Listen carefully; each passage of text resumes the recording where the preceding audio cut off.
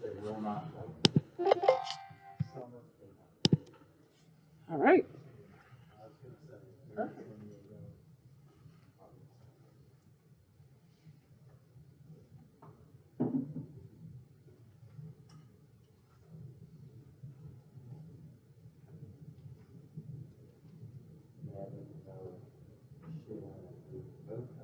Our roof is in the student life area. I just don't know if she went for training gate here. Okay. So, I saw it showing yesterday. Okay, cool. I don't hear anything else. All right.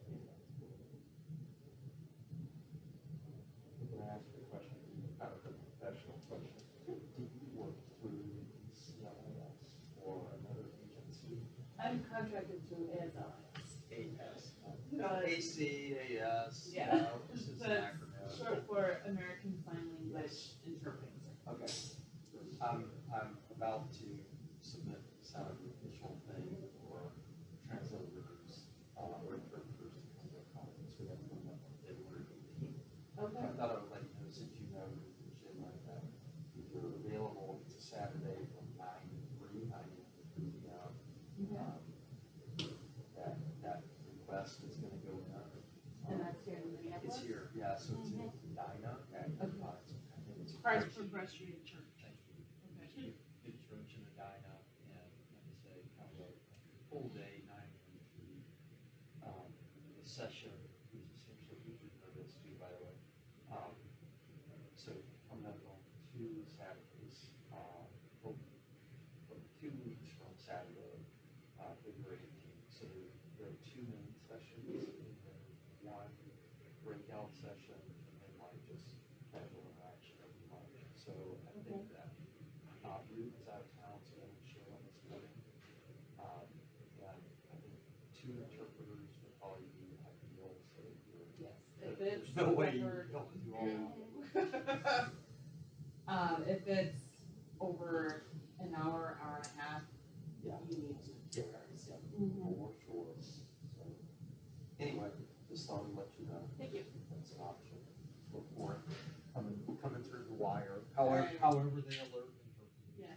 I'm not pretty good with the worship music as far as like having the lyrics on the Yeah. screen, so that part might kind of be a break for Yeah. for them, for you guys to have like a minute to. Not chill. really, that's interpreted as well. Oh, that's interpreted as well, Worship, too? yeah. Oh, okay. Oh, good knowing. Yep. I thought because they'd have the lyrics on the screen, they'd be able to read that, but okay.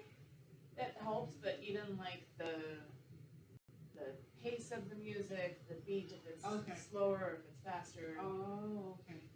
That makes sense. So yeah, even at like concerts or whatever, there's interpreters. Oh, okay. And I run the deaf ministry at my church, and we always, even though it's up on the screen, we always. Okay. Learn something new every day. Second fall conference with all the adult people who are involved. 1, 2, 3, 4, 5, 6.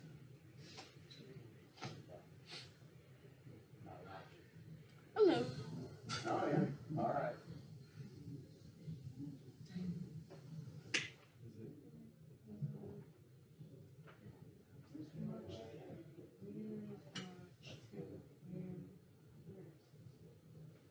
No meeting this day, so I can send the updated calendar. We're not meeting on March 10th, so Okay. I have to send the email out to everybody. We're not meeting that day because it's spring break that week. I forgot. Okay.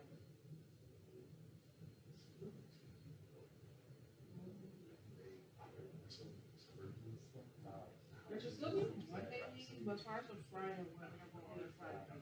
Yes,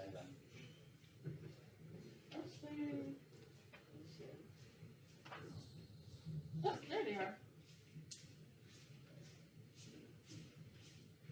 Yeah, I gave them the Bible study books. They said it would be easier to study them before they come here, just with having to read and interpret and talking. So. Oh, we have an email. What email do we have? We have an email.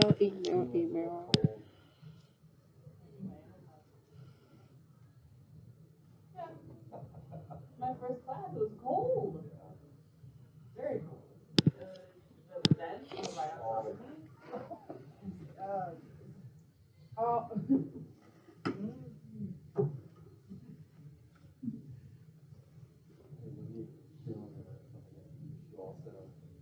The new friend Zach, he just moved up a few months ago from Indiana.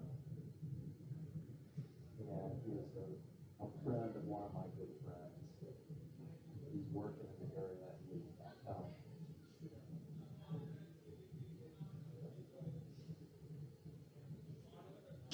Nice to meet you. Welcome to the whole state. Yep. It'll be warmer this weekend.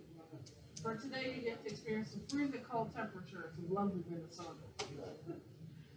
It's supposed to be like 50 degrees warmer tomorrow. Oh yeah, it's supposed to be like 30. Yeah. Like mid-30s or high 30s. That's supposed to be that this and next week. Yeah. This morning when I got up, I looked at the temperature and I noticed something that was 14 below. No, that's standing. I don't want to see negative. No way. But I had to get up to go to work. It was freezing. And then next Saturday, I'm leaving. Yeah. It's all warm. Alabama, right? Yeah. No? No. No? Georgia. Oh, Georgia. And Florida. That's right. You love Alabama so I know, much. yeah. I'm gonna put my feet on the grass. And Oh dear. You love Alabama so much. I You're like, know. oh, okay. Well, everybody who's looking at the states Everybody go to wants Alabama. out. Everyone. Going to take it up Alabama. all the way. What's up, man? Good to see you. Good, thanks. Munya? Zach. Zach. Munya.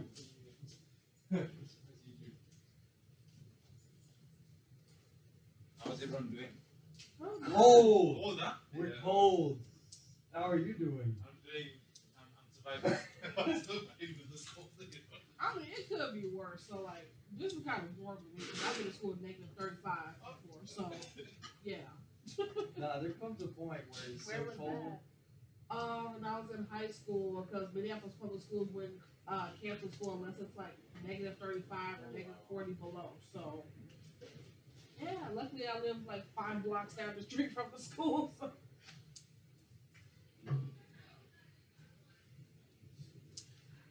I was in Ohio. It just snowed, just a little bit, just a touch of snow. They'll cancel school. Yeah, that's right. Hey, I'm from South Carolina. That needs to be replaced here.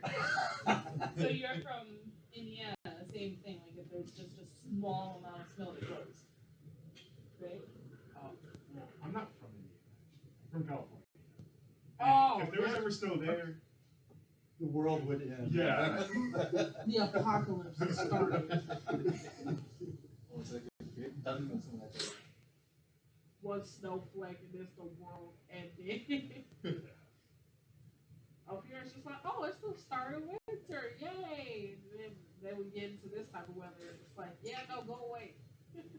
Where I grew up in South Carolina, this is actually true. They cancel school multiple times because snow is forecast. Not because it's snowed, but because snow was in the forecast. They cancel school. Yeah. Well, part of it is because Well, Minnesota never cancels. Never. if they cancel school here because of cold and snow, they would cancel school 6 months out of the year. You'd only be able to go to school You know 6 how much months. fun that would be? I'll be happy. Oh yeah, I have this sitting back here. I haven't even explained anything about this yet. So I put together a presentation just because I wanted to talk about this before we started Bible study, because I'm going to be graduating in the next 3 months. So we need some people to start looking into being student leaders. I've kind of emailed a couple of you guys about it to see if you have any interest, but in order for CSA to keep growing and keep being the group that it is, we need someone to take charge for the fall semester and to also not only take charge, but to be able to do the budget and to book the rooms for CSA. I mean, you would work with Norman and Jock, but we need that student leader on campus to be able to function the group with me being gone. Because I'll be here like every now and then, but I won't be here to do every social media thing, every room booking thing. So yeah, I have a small little presentation. I'm gonna try not to keep it too long, just because there's a lot of information, and over the next couple of months, I'm gonna help train whoever's interested in this. But I'm gonna do a quick little presentation. So January, we're gonna be looking for student leaders right now. So this is kind of our starting point right now for January, and we're gonna see like who's interested and like who all is willing to become a leader. And it doesn't just have to be one person; it can be 2 or 3 leaders. That way, everyone can circulate responsibilities in case one person can't come on that Friday to lead. Someone else can come and jump in. Then for February, we're gonna start training student leaders. So training you on how to book rooms, how to use Canva, how to use all these different programs we use to run CSA. When it comes to springtime, it's going to be some teaching and practicing. So what kind of things can you look for? How to run a Bible study? What is it like? How can I find my teaching style to help out with the group? For April, I'm going to start transferring information over to the new person or people, so that way you guys can have all the information to log in and stuff, like creating your own Canva account. And I have the social media stuff under my name, so I can't transfer that, but all of the other programs I'll transfer over, like the Excel sheet with all of the school's contact information for people for the group.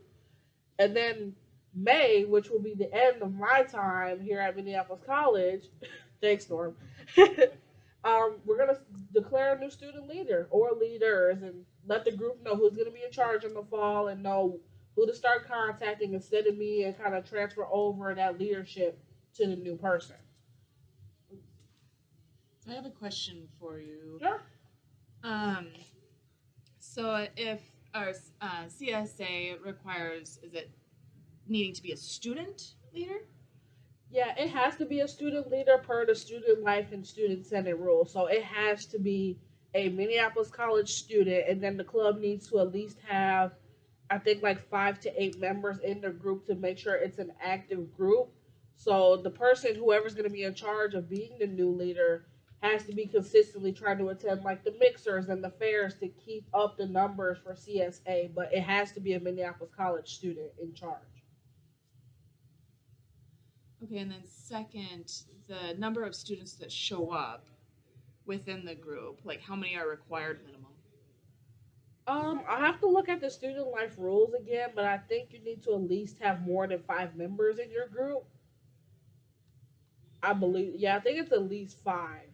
Because we had, what did we have, like 8 or 10 last time? We were like the largest meeting group when it was COVID time. So, yeah, at least 5 members to keep it an active group.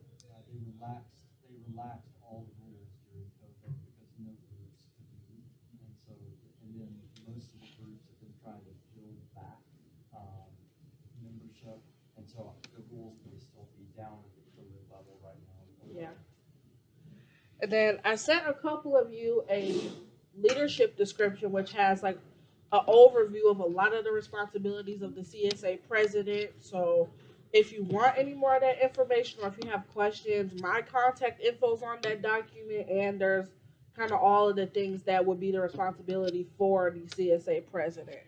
And then obviously you can contact Jock and Norm too, because there's some questions I don't have answers to that they would know more about, like NABS partnerships or scheduling with central scheduling. That would kind of be Jock's wheelhouse.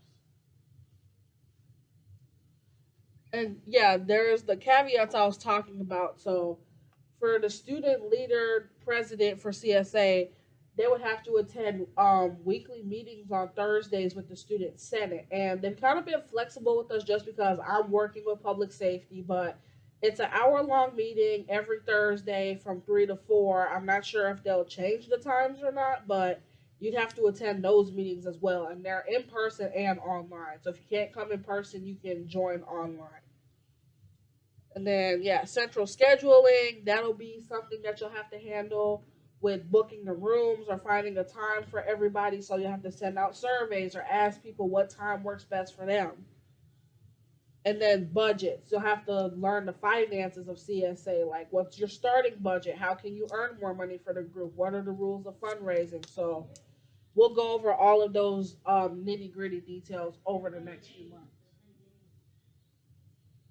And then, yeah, the current staff for CSA is obviously Norm, who partners with the navigators and helps kind of bridge the gap between Minneapolis College and the U of M Navs. Then there's Jock, who's our other supervisor and leader of the group. And he's not here all the time, obviously, because he's the manager of public safety, but he does a lot of the room bookings and a lot of the purchase requisitions for the group. So he's a really good resource. And then there's me, who runs all the social media, the graphic design, and everything. And then obviously you could be the next CSA leader or leaders for the fall of 2023. So yeah, a little short presentation I wanted to do, just something to consider because we literally have about 3.5 months before I'm gone, and if no one else steps up to take this role, the CSA is gonna kind of dwindle down and not be this group that you guys all love and have a passion for. So someone's gonna have to step up. I'm not sure which one of you it is. Keep it in your prayers and ask God if this is something that you will be interested in. If the other people in the group that aren't here today, let them know as well. Like, hey, maybe we can work together. You can be a treasurer. I can be the president. There's multiple roles. It doesn't just have to be one person. So keep it in your prayers and be open to taking over this leadership position. So thank you. Question. If, like, for example, Shaylin was that person that wanted to take the training and become a leader, if I were to support and kind of teach, like, can I do that? Because I'm not a CSA member, so would that be allowed? Yeah, you should be able to help like teach and like do the lessons and stuff. It's just as far as like anything that involves the college. Like if you were trying to like help her book like rooms and stuff or go to activities and stuff, like she would have to be the one to do those things and book it because she's a current student. But yeah, you could be able to help like with fairs, sitting next to her, helping her out to explain things, or with Bible studies to help kind of take some of the load off. But you'd be able to help. It's just when it comes to Minneapolis College stuff, she would be responsible.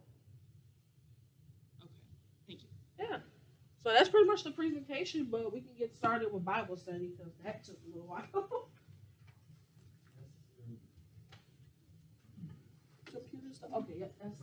So, and then I have a question. So, for the leadership and everything, I'm excited, but would rely on an interpreter.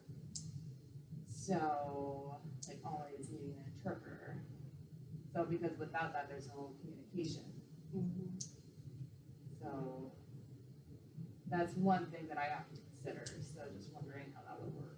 Yeah. I mean, that's why because I'm currently the one doing like a lot of stuff because with CSA, we didn't really have anybody that was ready to step up because we didn't really consider trying to train people to take over this position because we were also used to me doing everything. We weren't concerned about it. So that's why we're really pushing for having more than one student leader. That way, in case an interpreter can't come, somebody else can be able to communicate with the entire group, or in case you're not able to come. So yeah, more than one person. That way everyone can share responsibility and we don't go crashing down because one person's not able to come.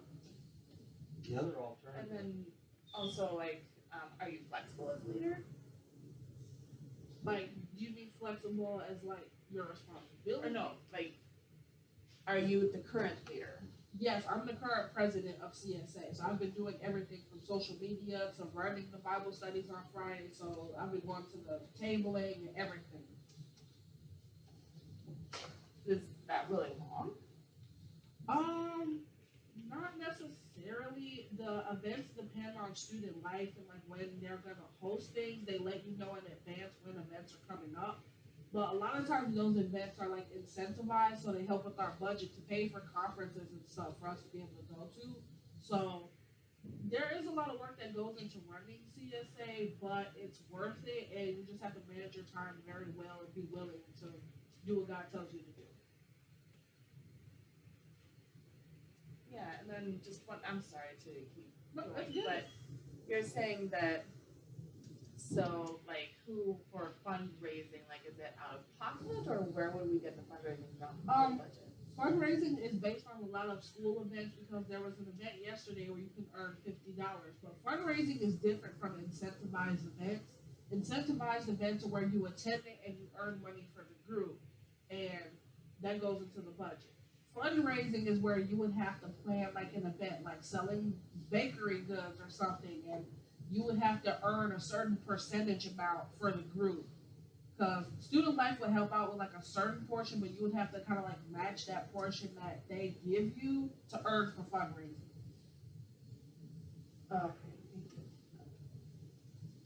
All right. Well, who's ready to get to Bible study?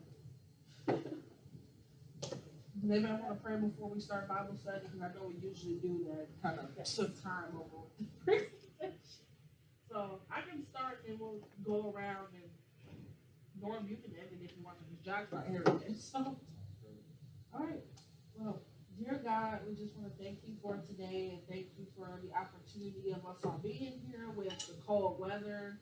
And we just want to thank you for this time of leadership, and for us to consider becoming the next leaders for this college, especially when it comes to Christianity itself, that we want this to be a relationship for people, and that we don't want to just be the group that studies the Bible on campus. We want to be the group that reaches people, the group that changes people through our love for you. So we want to thank you for everything that you do and give you the glory that you always deserve. And yeah, just bring that thought into somebody's mind about becoming a student leader, and just over these next few weeks help them to see if this is something interesting for them, and see if it's a position that they can take over, considering I'm going to be leaving soon and won't be responsible for all of these things. So we thank you for those opportunities, and pray over this Bible study today that things go well and that we get some great content. Our Father in heaven, it's really important that we come in and learn more and more in depth about what the Bible says specifically, and led by the Spirit for each of how we influence our understanding of your word. But the good news is warm and with different opportunities within the cold. So, and also open our minds, our hearts, and our spirit, and have our eyes be within each of us here and see the Spirit work. Have everything worked out for all of us, and share an understanding within this Bible study. And in your name we honor. Our Father in heaven, I just want to ask for the homeless in the area with this cold, that I see them and just, I call out for you for help to provide for them, to meet their needs, to provide shelter or warmth, everything to guide them to find a shelter.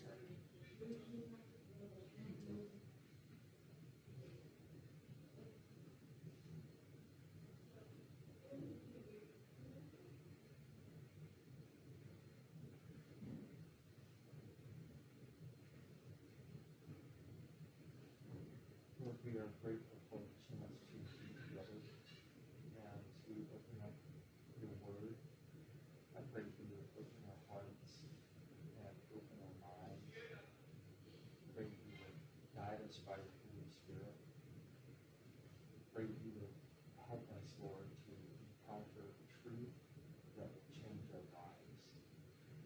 And then, Lord, after this time is over, would you put us in the path of someone that we can bless with the things that we've learned, so that we're not just learning for ourselves, but that we're also giving away the things that you've given us to minister to other people. And that's what I do in Jesus' name. Amen. Yeah. All right. Well, we finished day 1 last week.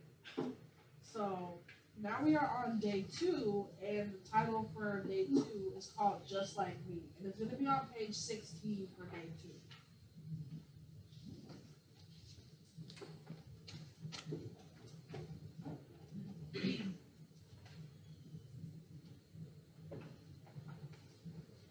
So the first part of page 16 is Acts chapter 14, verse 15. And she says, from this verse that, friends, why are you doing this? We too are only human like you. From Acts chapter 14, verse 15.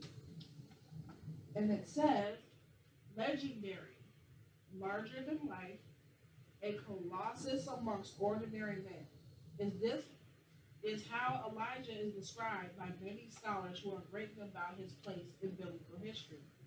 The Bible sets him beside Moses as the primary prophetic figure of the Old Testament and uses him as a point of spiritual reference throughout the New Testament, centuries after he lived. He seems almost superhuman, right? An exception to the rule instead of an example to which we can aspire. Yet, before we even let that doubt begin to blossom in our minds, the writer of the book of James tells us something we all need to remember. So it says to turn to James chapter 5, verse 17 in your own Bibles. And in the space below, we're just going to talk about it. We're not going to write in it. But it says the opening phrase to read from James chapter 5, verse 17. And it says the part up through the first comma or so.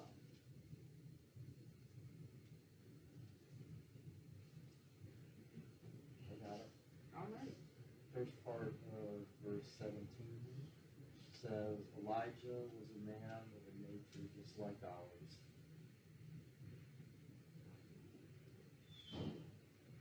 So, what do we think about what that says about Elijah being a human just like we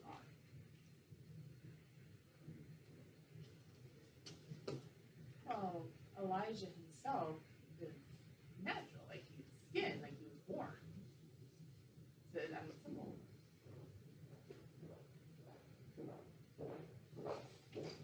I had wrote down from last week since I have to pre-read the study so I could be prepared for group. But I wrote down Elijah was a human being as we are, and he prayed earnestly that it would not rain. Now, my version is a bit different, so sounds a little bit different. But as you said, he was born and he's just like us. He breathes, he bleeds the same color. So, yeah.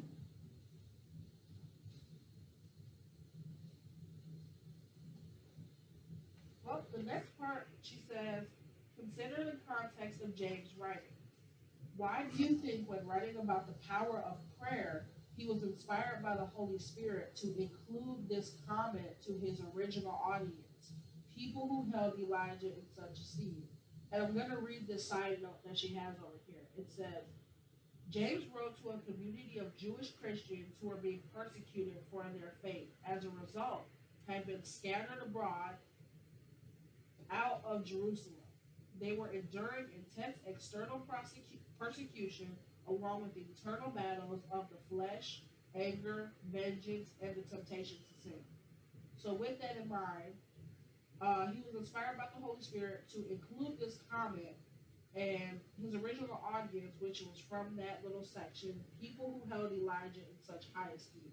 So again, restating that question, why do you think when writing about the power of prayer, he was inspired by the Holy Spirit to include this comment? Okay. I'm sorry.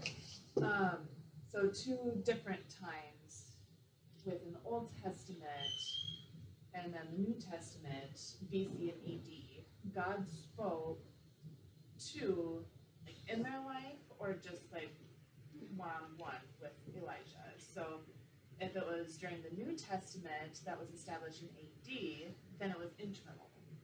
The Spirit is inside moving. But then BC, it was then approached to Elijah and kind of followed Elijah, but still working for him, for Elijah still. So praying and doing the action. The Spirit was still there, but he wasn't in him.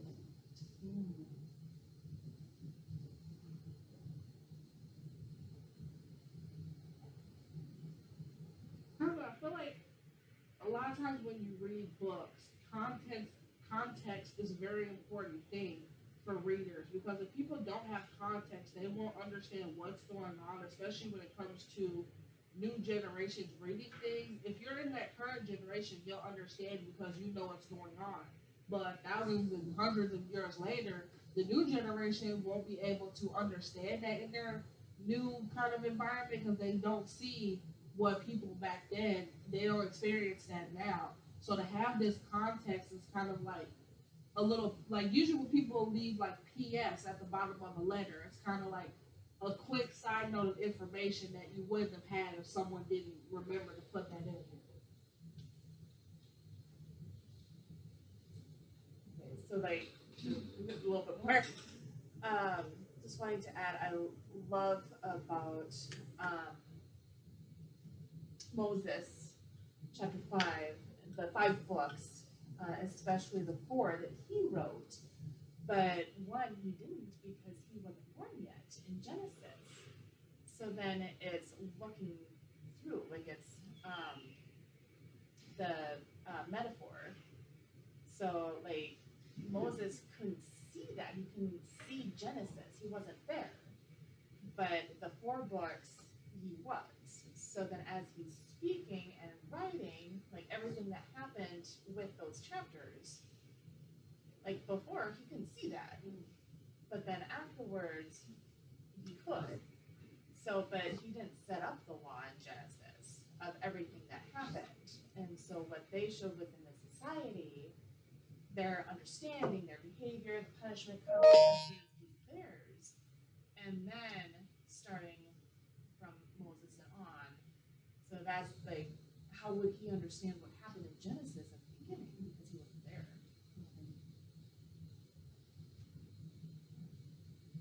And then the next question that she asked us is, why is this important to readers like us today? I mean, I kind of touched on it already about context being important for a different generation to be able to understand or have an insight as to what happened back in a different time. But what do you guys think?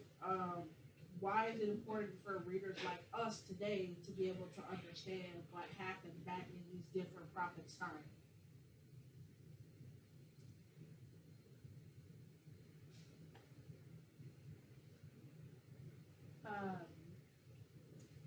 Well, for my assumption is that documenting what applied to their lives. For example, whatever was happening,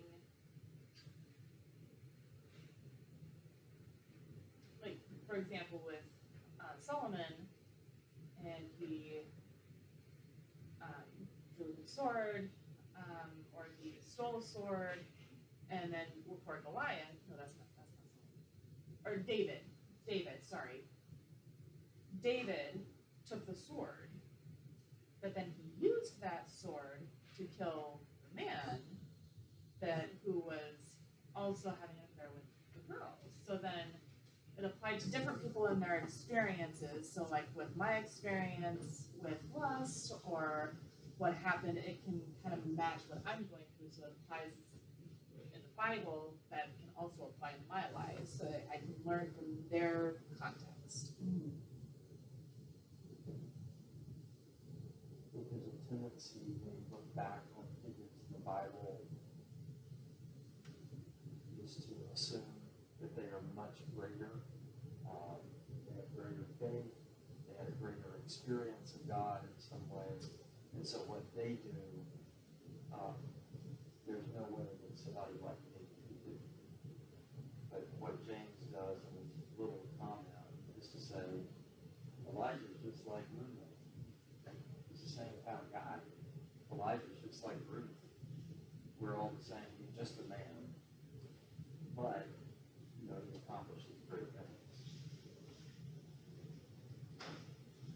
So with that, so my understanding with Moses, he raised his arm with like the battle and supporting with the water and the sea and separating the water was just faith as impossible. So he needed someone to support his arm. So if Moses was full of faith in the Lord, he could just hold his arm up himself. He couldn't. So with our faith now, it kind of wavers.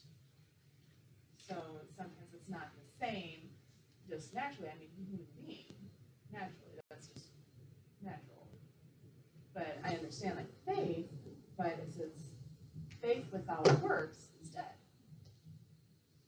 So you need to have faith and works together and work through his power.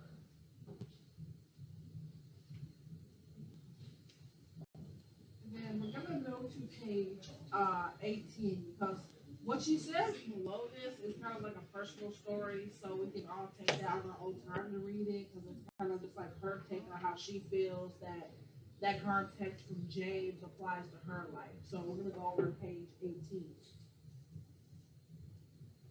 So the question that she asks us, or kind of a reflection that she gives us, it says, I asked you yesterday to think about the character highlights you admire in others.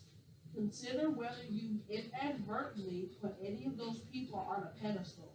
Today, I want you to list their names. Do any other people come to mind as well? List their names here too. So even this just doesn't have to be like negative. It could be positive too, but like who are some people in your life that you kind of like put on this imaginary pedestal, like, oh, I admire them because they read their Bible so well, or because they take care of the kids at church well. So, just some examples. But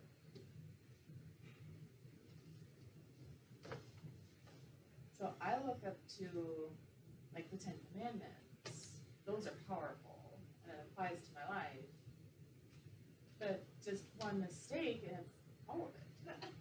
It's not that, it's not this, if that doesn't apply, it doesn't matter, it's just one mistake and then it's all of it. So I really look at that and that's mine is the Ten Commandments. And that's really powerful. I know for me, I put a lot of the women at church that I work with kind of like on these imaginary pedestals of like how I kind of want to do things in my life, especially when it comes to the married women at our church. My friend Maggie, I'm like, oh, their relationship is so wonderful. I kind of want to, mirror their relationship. But I have to remember that's not my relationship and I have something different and I'm not Maggie.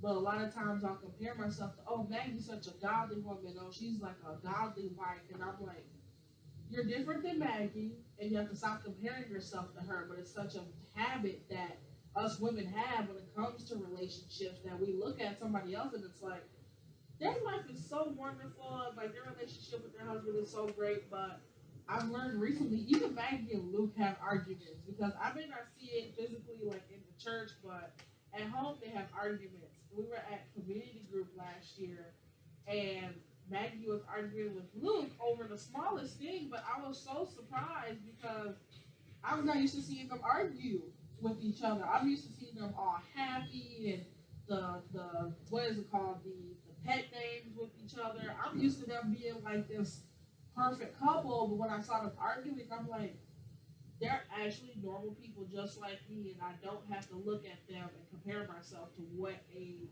relationship is supposed to be like. So definitely Maggie and the company at my church. Same as like the Ten Commandments, like comparing it to like what we have in our life experiences. Like I've never killed, but it doesn't matter. So just to look at that and it's beautiful, but then the commandments apply, like it doesn't matter. It's still sin.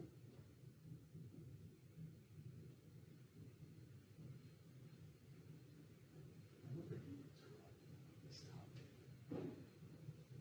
when back in Indiana, I was with the navigators. I remember just looking up to a lot of the other students, same age as me, but they just seemed so much farther along in their relationship with God than I was. I had a rocky road in my relationship with this before I came to college. It was just so, I don't know, I put a lot of them on a pedestal because it was like, hey, they might be on this pedestal.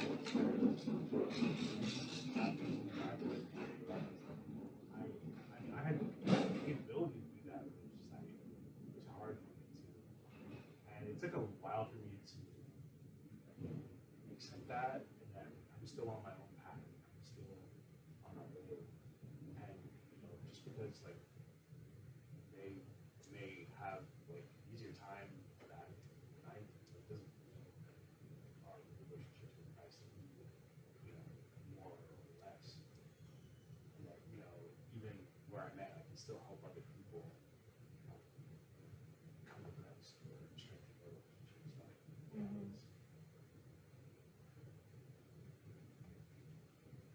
So with like Jalen told me like we're the same, but it's like we can't be. Like we're a different mold. So God can change, and He has a different style and a plan for her, but I can't do that. So like because Shannon's saying I look up to her, just wow, she's amazing, and she's a good example for being a role model. She's a good role model. So it's that I keep looking up to her and being like, I want to be the same. And she's like, no, you can't, because like you can't copy everything because it's your identity. And to be truthful with me and my identity, I feel kind of no identity sometimes. So I'm working on it. I need to get my identity back. And God knows her. He made her. Even with, oh, sorry, I didn't know if you were, I'm gonna let you go, because I'm Yes, sir. talking. I was saying, even for me, like, I have one guy that I went to high school with, right now he's in South Africa, but then I still like to look up to him. Not still do, but then I come to like realize everyone's got their own paths and everyone's got their own jobs that they've been given by God. People can speak in tongues, people can prophesy even, and I'm sitting there wondering myself, like, this guy can speak in tongues, why can't I speak in tongues? I mean, I've been on this road for quite some time, Mm-hmm. There's something wrong with me, I start doubting myself, you know what I mean? But then, after like some weeks after that, to talk to myself, I'm like, no, we've all got a job, and we've all got something that's specifically designed for you. Anyone can fill those shoes, right? Like what you said, strengthening people in Christ. Some other guy can be prophesying, some other guy, we've all got our different jobs, and not the partners that we feel like God. Yes. I know it's like the most simplest example to think about, but it's so amazing when you really think about it. It's identical twins. They look the same, they may say the exact same thing, they might share the same thing, but they're different. Just because they are identical twins does not mean that they are identical in personality. I know a lot. I mean, I don't know that many twins, but I have watched so many videos, so many shows, so many interviews where one twin likes to do something else other than the other twin. This twin might like pink, the other one might like orange. Especially if you see the Parent Trap, they have a lot of things similar, but they have a lot of things different too. So God made us all different for a reason because He has different purposes for each one of us. And as believers, we need to remember that comparison versus change are two different things. Sometimes we like to interlope comparison with change. Now, it's not bad to look at somebody and be like, oh, I want to read my Bible more and get some more memory verses. It's not bad to do that. But when it becomes something of envy and jealousy, that's when the uproot of evil starts to happen. So when it becomes like, oh, I want to be just like her, I want to look like her, or I want to do this like them, and it becomes something you get obsessed with, and it doesn't benefit your spirit, that's when it becomes negative. But when it's, oh, I want to try and maybe get one more verse in this week than I did last week, and push yourself to become more Christ-like, that's when it's changed versus that comparison where it can turn into that sinful nature. So one thing you said, like your major is, or my major is psychology. So personality studies, I believe God has given personality codes that can't match to everyone. You can't match different people. It's like DNA. So then, in a way, like you're stuck. You can't be all the same. So like in today's world, it's unfortunate with social media, with different advertising and everything to be the same, to copy each other, and it's just done this uproot, and it's really sad. So it's not good with social media and constantly advertising to change your personality, be like each other, and it's dangerous. And I know she asked us next, thinking about that context of who you put on that pedestal in your mind of whoever you were thinking about. She asked, how would you describe the self-perceived distance between you and them? So basically, how far away do you feel compared to the person that you look up to?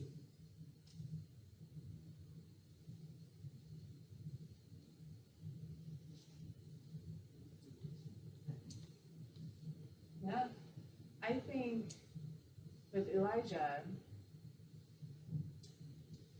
just learning from him, his But Elijah's like, no, to do it a different way. So it's close. So I feel like it's close. I know with me and the women at my church, or at least Maggie specifically, because I can relate to her more. I feel like I can't give a distance comparison because I never think about the distance. I think about things in like numerical value as far as like 1, 2, 3, 4, and 5. And sometimes when I like have that comparison with her, I'll think about, well, it's the husband relationship, and then there's the house, and then there's this, and like a set of a list. But sometimes it can be difficult because you create that list and you keep adding so many bullet points to the list that the list is like this long scroll that you can't keep up with because you keep adding new notes because you notice something new every day. So I had to keep adding these bullet points of, oh, well, she has a husband, so we gotta find a husband. They have a house, so we gotta think of a house. They have a car, I have to get a car. And it's just too much to keep up with, and it's not a good thing. The Bible says contentment is the one who is not content.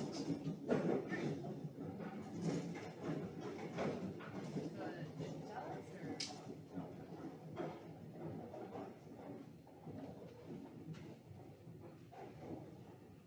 personal gifts, like do not covet. Like if someone has a gift or something,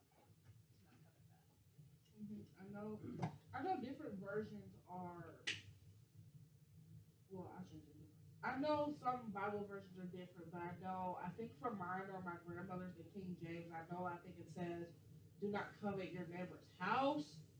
I think that's what it is. So to me, that means like anything that involves your neighbors, like whatever in their household or the household of their like married life, don't covet the things that like you want to get out of what they have because you're not them.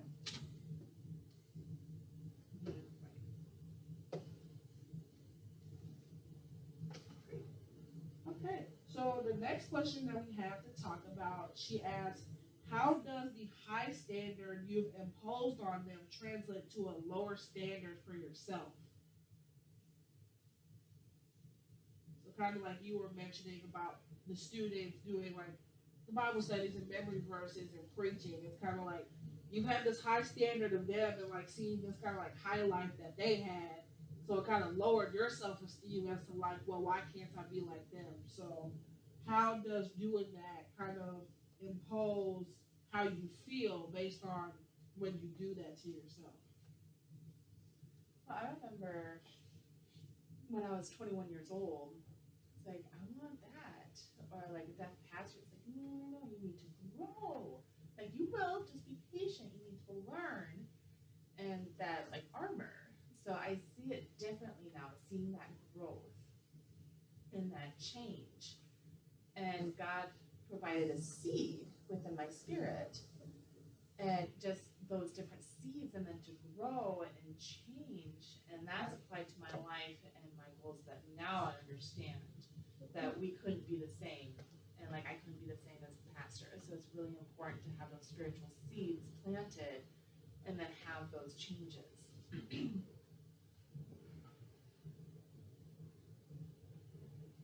I could give an example in our room. So like, Munya is totally jacked.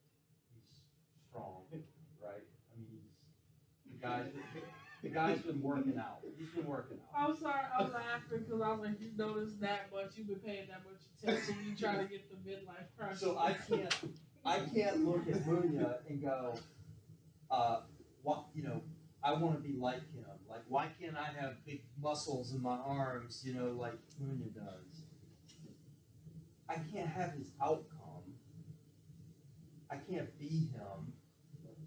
But I can actually go to the gym with him, and he can show me how he works out, and I can imitate his discipline, but I can't imitate his outcome. And I think Ruth is actually saying a similar thing there. Like, I can actually look at people and admire like the fruit of their life, Mhm. but I can't have the fruit of someone else's life. But I can imitate the discipline that other people have had in their life. Like, Right. I don't know if there's a way to say this, but like, I can't have another farmer's crops, right? The fruit of that farmer's life, but I can look at how he plows his ground and plants his seed and fertilizes things, and I can do that. Mm-hmm. But my crop is going to be different than his. My fruit will look different than his, and I think that's something for me. Zach came from this ministry with a very good friend of mine who I really admire. This guy, he's younger than I am, but I've always had such an admiration for the way that this guy shares the gospel with people who don't know Jesus. I cannot be Josh. That's his name. I can't be Josh.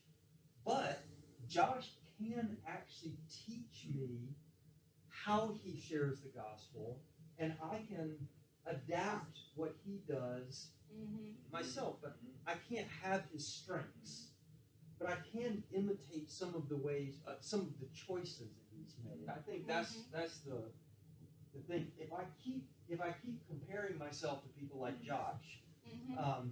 I'm just gonna feel like I'm terrible. You know? So that's a good point, because knowing with Moses, before he left, and before he died, Joshua, as was appointed leader, is like, how do I do this? And don't worry, just keep the faith, and God will guide you. So all the things he passed on, but it's like Joshua was worried on how he was going to do it, and he said, don't worry, because you will learn. And it's a long time of serving the Lord before I left. So don't worry about it, you will learn. It's everyone needs to learn, and by example, we're all the same. We can't do everything the same. And God knows your strengths and your weaknesses. So he can see that, and he can help you with your strengths and weaknesses, and shape you with your spirit. And Jim was saying the same as pouring water on something to grow, and you learn how to do that, like with the seeds. So the concept of growth with learning and those disciplines and everything, you're learning on how to become aware and growing that knowledge and growing into full maturity. I definitely agree with what you said about the farmers' crops, because, and I have a lot of dance references because me and my friends watch a lot of these dance shows. But it was two girls, and one girl is ballet trained, and she just got into majorette, which is like this hip hop style, this southern style of dance. And the other girl, she's been doing this since she was younger, and they were practicing head springs, and they wanted the girl who was ballet trained to match the same power as the girl who's been doing majorette since she was little. And it got so bad to the point where she felt like she wasn't a good dancer because they were trying to compare her to this other girl. And it's like, you can't, she can keep training and, get better at the head springs and keep changing like her power to get better. But she's not going to be this other girl because she's not meant to be this other girl. And comparing people like that is what tears a lot of us down. We get so obsessed with wanting to be like somebody else, or that pressure from other people to change how we are to, fit in with other people, that it tears us down mentally and physically, instead of lifting us up like, hey, it's not where we want it to be right now, but you can grow. But it was just something that they made negative of her and treated her different because she wasn't majorette trained as a kid, because she was ballet trained. And it's just sad how the world is like that now, where people want you to be so much of like other people, but then when someone else is unique and different, oh, we love this person, but we don't want you to be unique because we don't, we don't want to support you like that. But we'll support them. And it's sad how the world is, like you were saying, on social media. So, Right. Do you remember with the snowflakes that they can't all be the same shape? They can't. But it's exactly like that.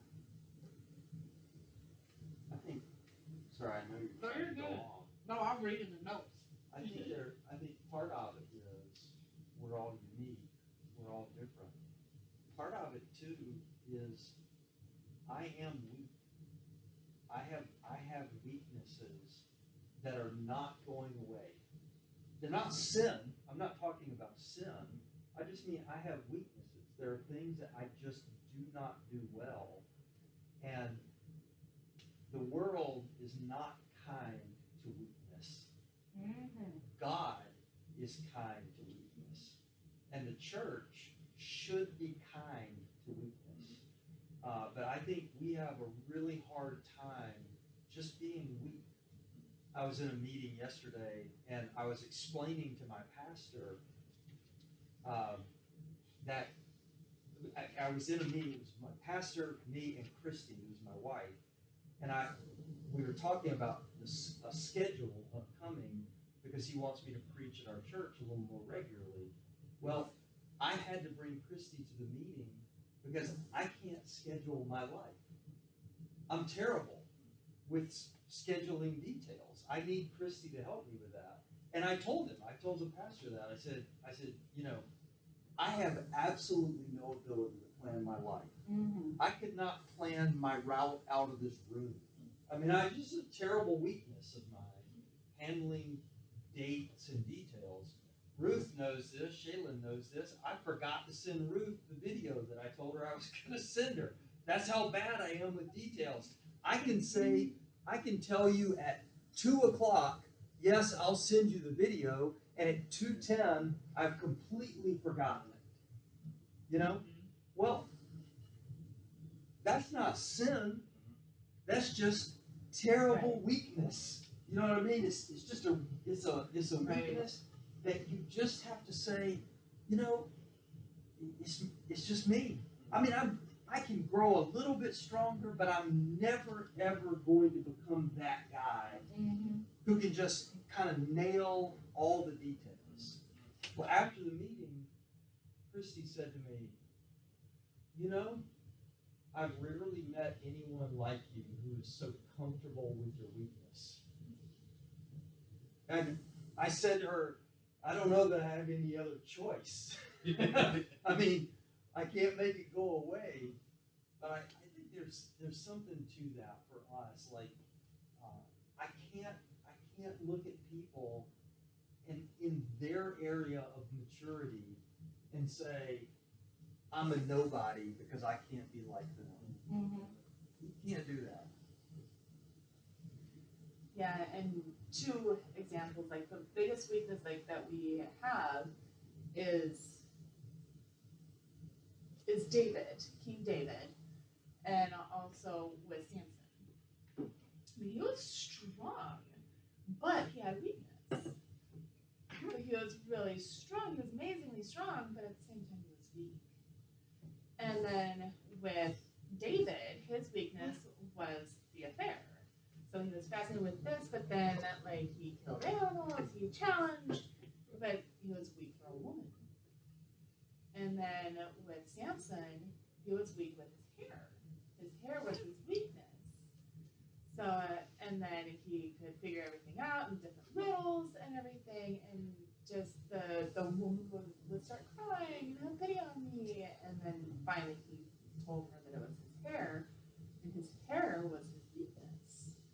So he should have shown the weakness to then have a greater strength and to grow into that. But using the verse often, like doing anything without Christ, that blocks me. So repeatedly, I have weakness and I need him to help me. So I think weakness is important for growth. And weakness is not sin. We're flesh. So our bodies are flesh. So then that can sometimes be overcome, greater than the spirit, but we need the spirit to then overcome our flesh. So it's this balancing act. Yeah. So I know I'm gonna go over this last question. I think we're at 2 o'clock pretty much, so we can wrap up with this last question and then we'll continue part 2 of day 2 next week. But this last question, she asked, how are you being unrealistic in the performance you expect of them? So how are your expectations unrealistic and how you see their day to day?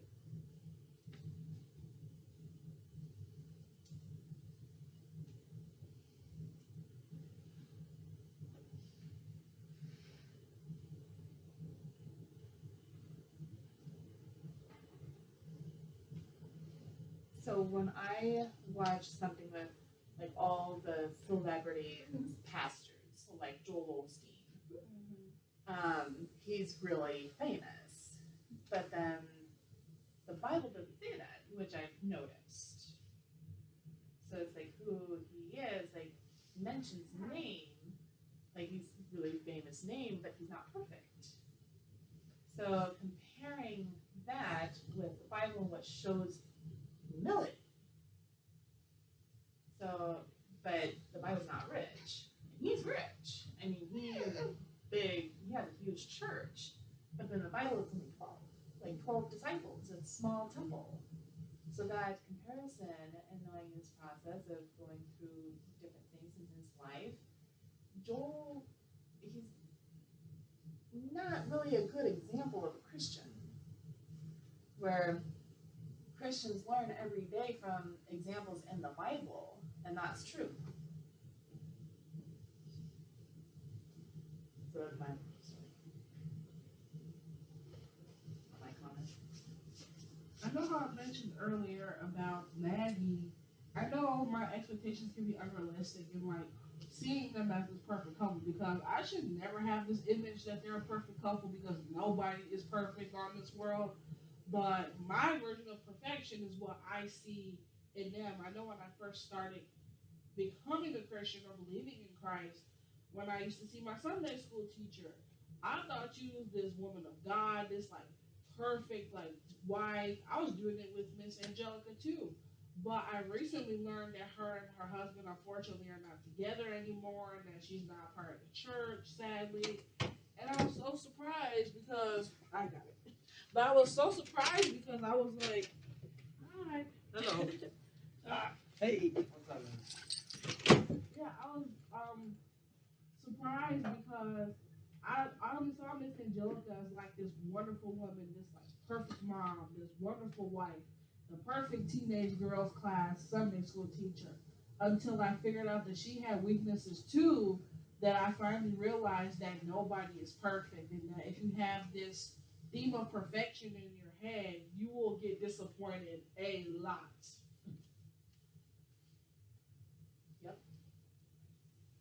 See, like a lot of times when we compare ourselves to others, like, we're talking about the farmer with the crops. You know, it's like you saw the outcome of the crops, but you didn't see him struggle with the plow or planting the seeds. Like if you were there with him while that was happening, you might feel a lot different about the outcome. But because you didn't see the process, and you only saw the outcome, you're comparing your outcome to his. Yeah. Mm-hmm. Unless it's God, perfection will lead to disappointment.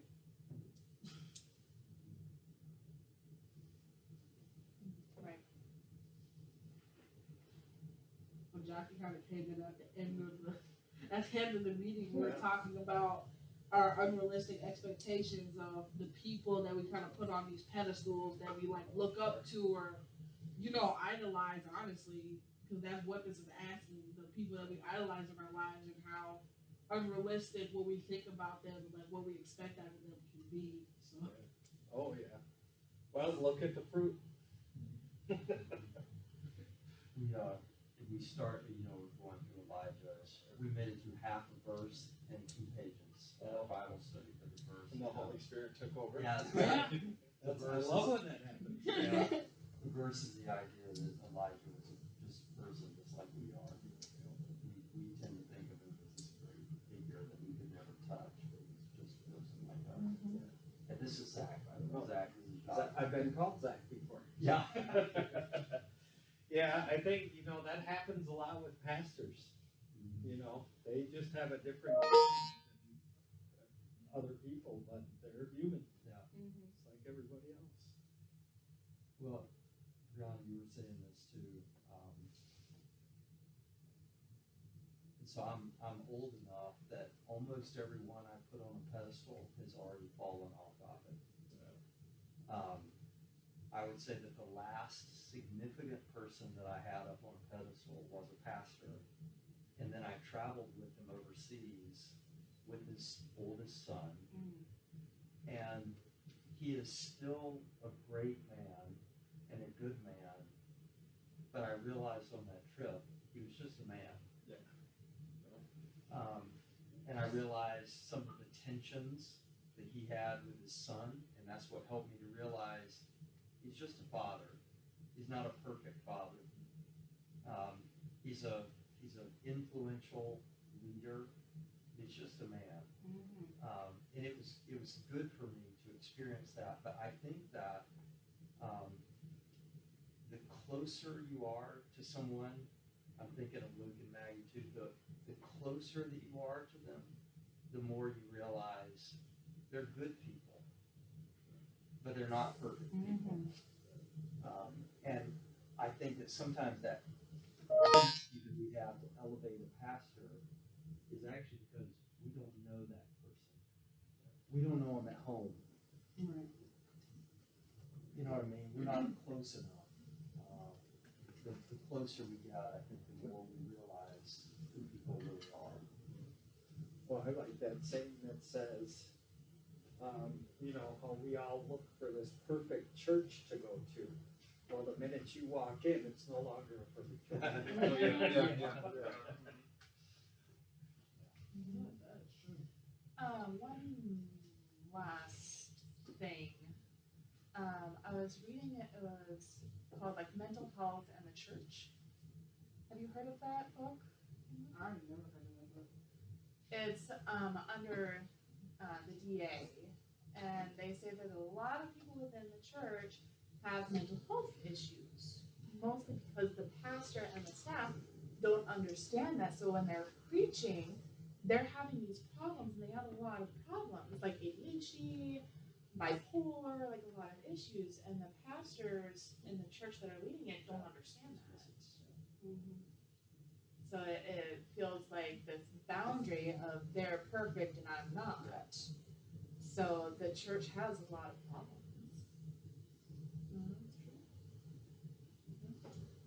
I mean, I have ADHD as well. So yeah. That's kind of the end of our meeting. We're going to finish part 2 next week, which should be February 3rd, February 3rd should be our next time we meet. Or no, I think I'm reading this wrong. Today's the 3rd, right? Today's Okay, Yeah, so today's next the week on the 10th is our next meeting, and we'll finish part 2 of day 2.